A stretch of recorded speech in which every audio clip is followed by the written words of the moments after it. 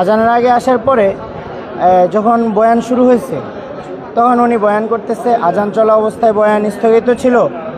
পরে আজান শেষ হওয়ার পরে এখান থেকে মাঝখানে একজন মুরব্বী, একটু পাকা টাইপের, পাকাধারী, সাধারণ পাবলিকের মতোই লাগছে, উনি উঠে সর্বপ্রথম উনিই বলছে যে আমাদের আগের ইমাম সাহেব তো আসছে, আপনি এখনও কেন বসে আছেন। তো এটা একটা জাতীয় মসজিদ, এখানে যে কোনো একজন মানুষ এসেই সাথে সাথে মিম্বরে বসতে পারে না, এটা একটা সিস্টেমের মধ্য দিয়ে নিশ্চিত উনি আসছে। তো ওনাকে এভাবে প্রশ্ন না করে ওনার এটা অন্যভাবে করা যেতে পারত, যার কারণে দাঙ্গা হয়েছে। সেটা হচ্ছে আপনার ওনাকে যখন একজন মুরব্বী জিজ্ঞেস করছে যে আমাদের আগের ইমাম সাহেব আসার পরেও আপনি এখনও বসে আছেন, ওনাকে উঠতে দেন। তারপরে এখান থেকে আরও কয়েকজন মুসল্লি দাঁড়াইছে। এখানে কিন্তু কে হুজুর, কে পাবলিক, কে সাধারণ জনগণ, এটা বিষয় না, এটা আল্লাহর মসজিদ, এখানে সবাই মুসল্লি, সবাই সমানভাবে মুসল্লি। আর প্রত্যেকটা মুসল্লির চাহিদা অনুযায়ী একজন সৎ নেককার ইমাম খতিব এখানে জাতীয় মসজিদে নিয়োগ হবে, এটাই সবার চাওয়া এবং এটাই আমাদের কাম্য।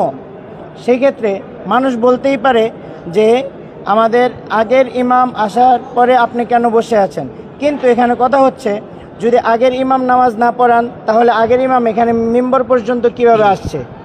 এটা জাতীয় মসজিদ হিসাবে এখানে কি কোনো সিকিউরিটি নাই?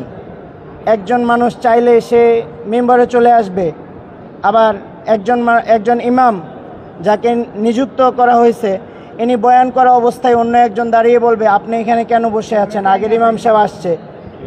তো এই যে সিস্টেমগুলা, এই যে শৃঙ্খলা, আমাদের দেশ স্বাধীন হয়েছে, আমরা 1 মাস মাঠে ছিলাম, আমাদের ত্যাগ স্বীকার, আমরা বলতে পারি যে কি পরিমাণ কষ্টের মধ্য দিয়ে এই দেশ স্বাধীন হয়েছে।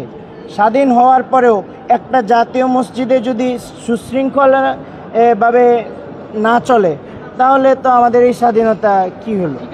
আমরা যে মাঠে ছিলাম সেটা এখানে আপনার ঘটছে যখন এবার স্লোগান দেওয়া হয়েছে। স্লোগান দেওয়ার পরে যিনি মেম্বারে বসে বয়ান করতেছিলেন উনি নেমে গেছে, আর এখানে সবাই আগায় একবারে মেম্বারের কাছে নিয়ে আসছে। কাছে নিয়ে আসার পরে ওনাকে নামিয়ে ফেলছে।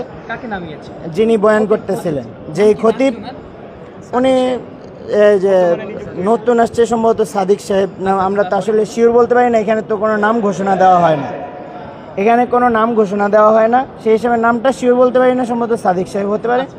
তো ওনাকে যখন নামিয়ে দেওয়া হয়েছে, নামিয়ে দেওয়ার পরে আগের ইমাম সাহেব উঠছে, ওঠার পরে এদিক থেকে ওই বাহিরের দিক থেকে একটা হামলা হচ্ছে ভিতরের দিকে, এবং ভিতরের দিক থেকে আবার আরেকটা হামলা হচ্ছে বাহিরের দিকে। ঠিক সেমভাবে এক গ্রুপ বাহির থেকে হামলা করছে, এক গ্রুপ ভিতর থেকে হামলা হচ্ছে, এরকমভাবে চলতেছে। চলার পরে আমরা মসজিদ থেকে বের হয়ে গেছি, গিয়ে বাইরে যে প্রশাসন ছিল ওনাদেরকে আমরা বলছি যে আপনারা যেই ব্যবস্থা করা যায় সেই ব্যবস্থাটাই করেন। মসজিদের একটা নিয়মতান্ত্রিকভাবে,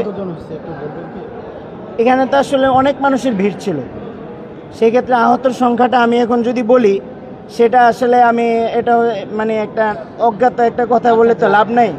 এখানে আহত আমরা যেটা দেখছি, যারা হামলা করছে উভয় পক্ষের হাতে আমরা দেখছি জুতার বাক্স, সূত্রা এবং মসজিদের অভ্যন্তরীণ আরও অন্য যে সমস্ত জিনিসগুলো থাকে এগুলাই সবার হাতে ছিল।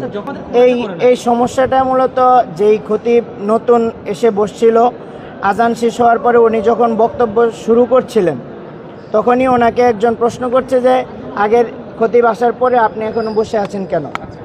তখন থেকেই মূলত এই সমস্যাটা শুরু হয়।